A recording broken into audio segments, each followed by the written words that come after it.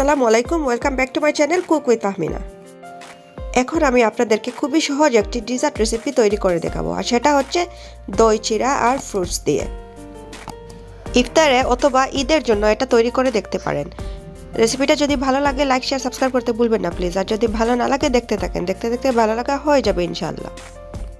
প্রথমে আমার লাগবে দুধ হাফ কাপ, 1 কাপ কলা, 1 কাপ নারিকেল আর 1 কাপ আম।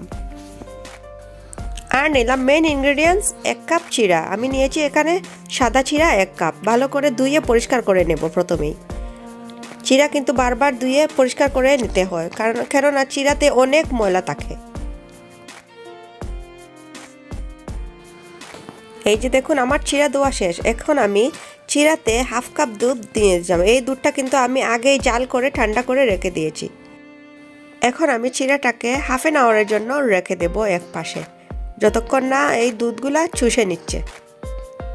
এই যে দেখুন হাফ অ্যান আওয়ার পরে দুধ কিন্তু অনেকটাই চুষে নিয়েছে। এখন চলুন দইটা রেডি করা যাক। এখানে আমি টক দই নিয়ে নেব 1 কাপ, সাথে দিয়ে দেব 1 কাপের মতো কনডেন্স মিল্ক। আপনাদের কাছে যদি মিষ্টি দই থাকে তাহলে তো আরও ভালো, আমার কাছে নেই তাই আমি টক দইটা ইউজ করলাম। এই পর্যায়ে আমি দইটাকে ভালো করে ফেটিয়ে কনডেন্স মিল্কের সাথে মিশিয়ে নেব। ভালো করে মিক্স করতে হবে যতক্ষণ না একটু পাতলা হয়ে যাচ্ছে। এখন আমার মনে হচ্ছিল এখানে সুইটটা একটু কম হয়েছে, মিঠাটা কম, তাই আমি দিয়ে দিলাম আরও একটু কনডেন্স মিল্ক। মিঠাটা আসলে আপনাদের উপর ডিপেন্ডস করে আপনারা কতটুকু মিঠা খেতে চান। এখন আমি দিয়ে দেব আম, কলা, কোকোনাট আর দিয়ে দেব 1 টেবিল চামচ বাদাম। সব কিছু দিয়ে মিক্স করে নেব। আমি এখানে সবগুলো কিন্তু মিষ্টি ফ্রুটস ইউজ করেছি, আপনারা চাইলে অন্য কোনো মিষ্টি ফ্রুটসগুলো ইউজ করতে পারবেন। সবগুলো একসাথে মিক্স করে নিয়ে ভালো করে তারপর আমি দিয়ে দেব চিরাটা দিয়ে আবারও মিক্স করতে থাকবো।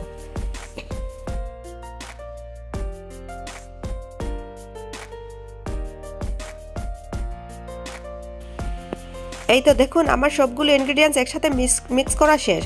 এখন আমি আপনাদেরকে পরিবেশন করে দেখাচ্ছি।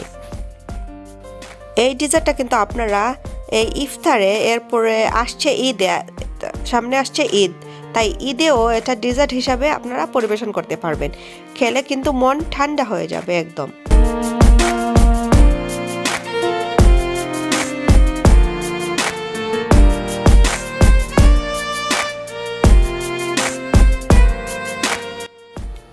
এই তো এখন আমি গার্নিশিংয়ের জন্য উপরে দিয়ে দিলাম একটু কোকোনাট, একটু কলা আর দিয়ে দেবো একটু আম।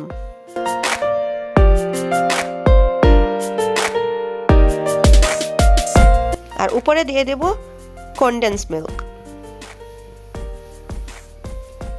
দেখতে কিন্তু দারুণ লাগছে আর খেতেও ছিল অসাধারণ।